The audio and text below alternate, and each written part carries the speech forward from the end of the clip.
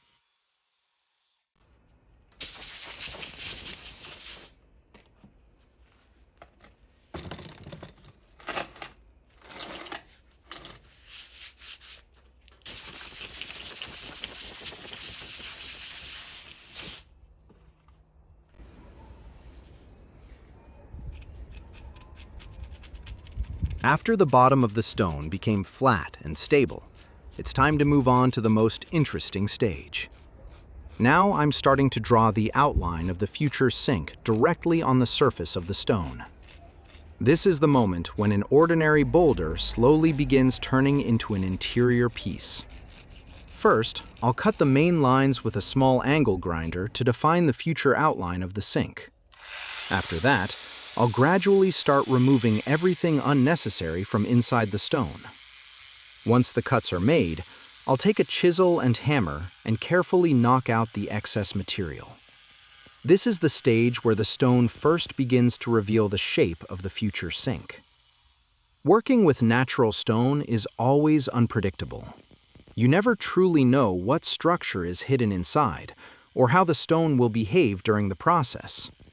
Sometimes one beautiful layer hides a completely different pattern underneath. That's exactly why every stone sink becomes absolutely unique. Friends, what do you think? What color and texture will reveal themselves inside this stone after the final polishing? I'm very curious to read your guesses in the comments. And by the way, what do you think is harder to work with? Wood, metal, or natural stone? Write your opinion in the comments. And friends, if you enjoy watching processes like this, please support the video with a like and subscription. For me, it's a huge motivation to keep creating new stone projects.